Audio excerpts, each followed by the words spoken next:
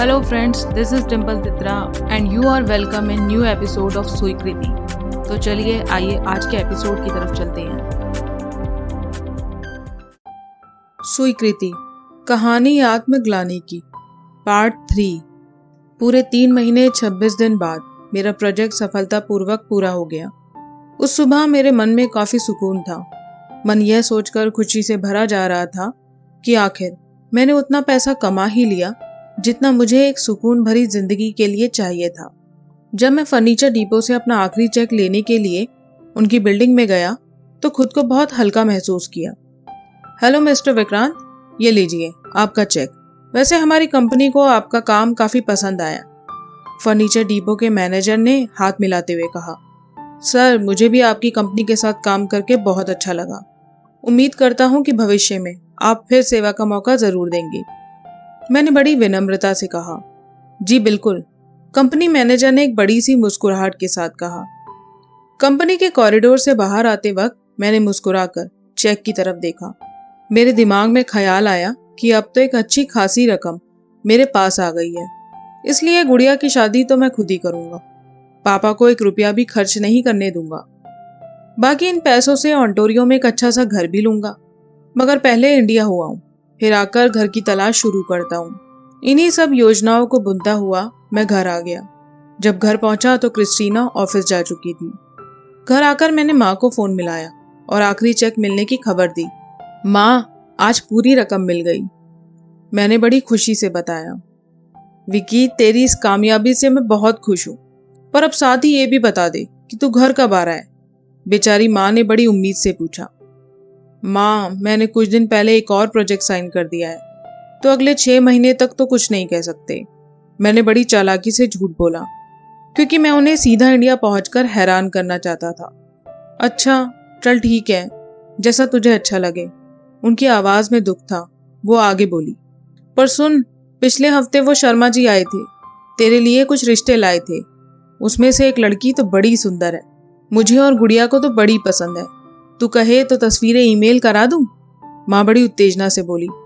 मैंने उन्हें बीच में ही रोकते हुए कहा, अरे माँ प्लीज, आप मुझे क्यों उलझाना चाहती हो? मुझे अभी शादी नहीं करनी, मैंने बड़े कठोर शब्दों में कहा। पर क्यों? वो उलझ कर बोली। क्योंकि मैं चाहता हूं कि गुड़िया की शादी मुझसे पहले हो, मैंने बात को टालते हुए कहा। मैं उन्हें असल वजह बिल्कुल नहीं बता सकता था। मैं किस मुंह से कहता कि मुझे दुनिया के सबसे प्रचलित रिवाज शादी में रुचि नहीं थी, या मैं अपना पूरा जीवन किसी एक लड़की के साथ सोच भी नहीं सकता था। शादी मेरे लिए नहीं थी, क्योंकि शादी की परिभाषा मेरी नजर में उम्र कैद से अलग नहीं थी। माँ, अगर वो आ भी गए तो क्या हुआ? अगली बार आए तो कह देना कि रिश्ते गुड़िया के लिए ढूंढे, ना कि मेरे लिए। और इस तरह मैंने बात अपने गले से निकालकर गुड़िया के गले में डाल दी। अब चलो रखता हूँ, एक जरूरी काम से जाना है। उसी शाम अश्विन और मैंने फैसला किया कि हम अगले हफ्ते 1 महीने के लिए इंडिया जाएंगे। उसी के चलते अश्विन ने फटाफट 2 टिकटें बुक कराई। 2 फरवरी 2003 को हम अपनी फ्लाइट के तयशुदा वक्त पर टोरंटो पियर्सन एयरपोर्ट पहुंचे। हम दोनों ही काफी खुश थे, क्योंकि मैं तो पूरे 4.5 साल बाद घर जा रहा था और अश्विन को भी लगभग 3 साल से ज्यादा का समय हो गया था। एयरपोर्ट लोगों की भीड़ से खचाखच भरा हुआ था। बहुत सारे अंग्रेज चेहरों के बीच भी भारतीय चेहरों की कमी नहीं थी। तभी मेरा ध्यान इस बात पर गया कि इन भारतीयों में सबसे ज्यादा तो पगड़ी वाले सरदार जी ही दिख रहे हैं। तब मुझे इस बात पर थोड़ी हैरानी भी हुई कि कैसे एक छोटी सी कौम पूरी दुनिया में अपनी छाप बिखेरे हुए है। दुनिया का शायद ही कोई कोना ऐसा होगा जहां ये लोग ना मिले। कुछ पल के लिए मुझे उन पर गर्व हुआ कि कैसे उन्होंने पूरी दुनिया में भारतीय संस्कृति को फैला रखा है। मेरे पास उस समय पहिए वाले 2 बड़े सूटकेस थे, जिनमें से एक मेरे कपड़ों से भरा था, जबकि दूसरा उन सामानों से जो कि मैंने अपने घर वालों के लिए लिया था। ऐसा ही हाल कुछ अश्विन का भी था।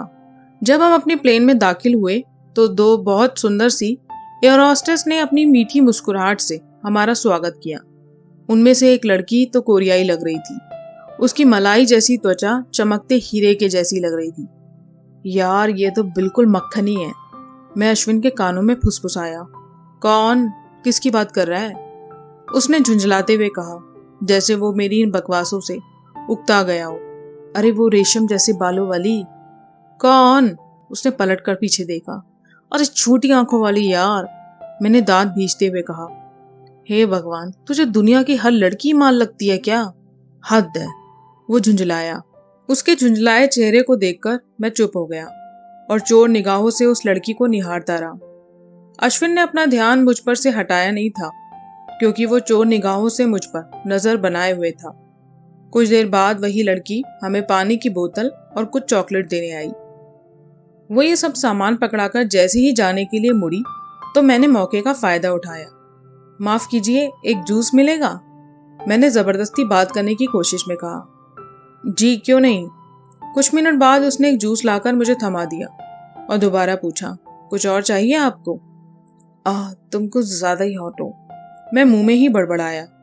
क्या सर? मैं सुन नहीं पाई। उसने उलझे हुए अंदाज में कहा। अच्छा हुआ, मैंने मन में सोचा और आगे बोला। कुछ नहीं, मैंने कहा शुक्रिया। ये कहकर मैंने उसे भेज दिया। इन सब बातों के दौरान अश्विन मुझे घूर कर देख रहा था, मगर उसने कहा कुछ नहीं। वैसे वो मेरी हर हरकत से वाकिफ था। फिर आधे घंटे बाद, एक्सक्यूज मी, मैंने उस लड़की को बुलाया जब वह किसी बूढ़े अंकल को कुछ दे रही थी। जी सर, मुझे एक सैंडविच चाहिए। जी जरूर। अब वो बेचारी मेरे लिए सैंडविच लेने चली गई। तभी अश्विन से बर्दाश्त न हुआ और वो कठोर शब्दों में बोला, हम इस फ्लाइट पर 15 घंटों के लिए हैं। इस तरह तू उस बेचारी को हर आधे घंटे में बुलाएगा तो उसको अकेले तेरे पास 30 बार आना होगा। तो जरा उस पर भी तरस खा और चुप करके बैठ जा। उसने हाथ जोड़े। अरे हाँ, ये तो मैंने सोचा ही नहीं। चल तू कहता है तो अब बेवजह नहीं बुलाऊंगा। मैंने शरारती मुस्कुराहट के साथ कहा। शुक्रिया, उसने खिड़की से बाहर झांकते हुए कहा।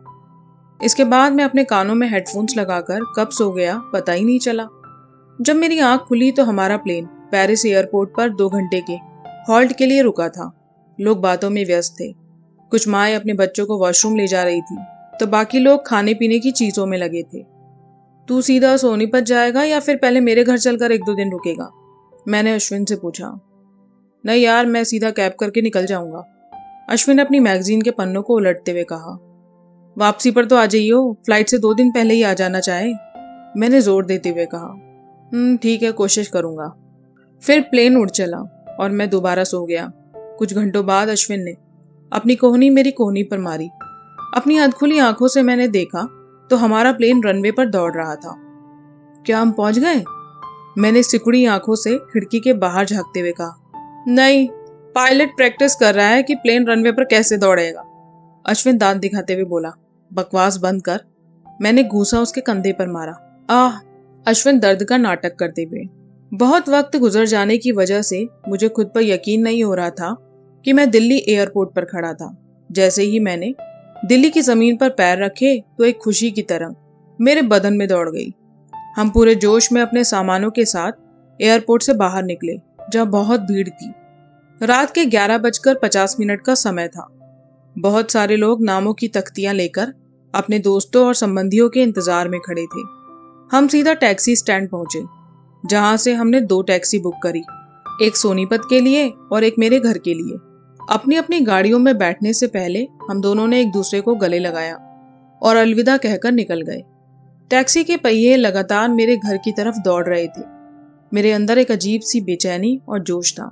मौसम काफी सर्द था। मैंने अपनी खिड़की का शीशा खोला तो हवा बिल्कुल बर्फीली थी।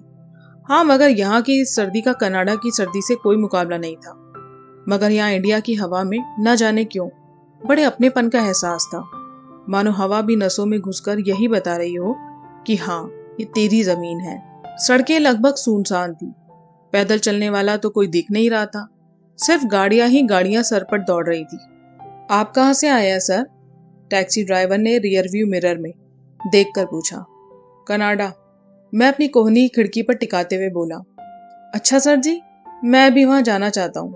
सुना है बहुत पैसा है वहाँ, और भारतीयों के लिए भी वो जगह ठीक है। उसने आगे के शीशे में मुझसे आंखें मिलाने की कोशिश की, मगर मैंने नजर चुरा ली। हमें जब से मोहब्बत हो गई। यह हिंदी गाना रेडियो पर बज रहा था और टैक्सी ड्राइवर इसे साथ साथ गुनगुनाने लगा। अच्छा गाना है ना सर जी? उसने फिर बात करने की कोशिश की। हाँ, पर मैंने कभी सुना नहीं, मैंने शीशे की तरफ देखते हुए जवाब दिया। वैसे सर, कनाडा में भी ड्राइवर की नौकरियां तो मिल जाती होंगी। वो बोला, हाँ क्यों नहीं, कनाडा में भी लोगों के पास गाड़ियां हैं। मैंने थोड़ा चिढ़कर जवाब दिया, सर आपकी कोई जान पहचान है ताकि मेरे जाने का कोई जुगाड़ बन सके। उसने बड़े ही विनती भरे स्वर में कहा, नहीं, और तुम प्लीज रास्ते पर ध्यान दो, पहले ही रात काफी हो चुकी है और लोग पीकर चलाते हैं। सर जी उसकी चिंता आप मत करो, हमारा तो रोज का काम है। ये रास्ते हमें सिर्फ याद नहीं है, ये तो हमारी नसों में बहते हैं। उसने बड़े विश्वास से कहा। कुछ देर चुप रहकर वो फिर बोला, सर एक बात कहना चाहता हूँ, अगर आप बुरा न माने तो। उसने डरे हुए स्वर में कहा। अगले ही पल मेरे मन में ख्याल आया कि अब ये क्या कहने वाला है। कहीं ऐसा तो नहीं कि ये आगे जाने से इनकार करने वाला है। ओ नहीं, अगर ऐसा हुआ तो बीच सड़क पर मेरे लिए आफत हो जाएगी। इस वक्त मुझे यहाँ कहाँ दूसरी टैक्सी मिलेगी। तभी वो बीच में बोला, सर जी आपके बोलने के अंदाज से तो आप भारतीय दिख रहे हैं, या आप कोई एनआरआई हैं? उसने झिझकते हुए पूछा। उसकी इस बात पर मैं हंसता हुआ बोला, अरे भाई मैं देसी इंडियन हूँ, बस कुछ सालों से वहां रह रहा हूँ। ठीक 1 घंटे बाद मैं अपनी मंजिल यानी अपने घर के सामने खड़ा था। मीटर की रीडिंग के 257 रुपए देकर मैं अपने दोनों बैग सड़क पर पहियों से धकेलता हुआ अपने घर की तरफ चल पड़ा।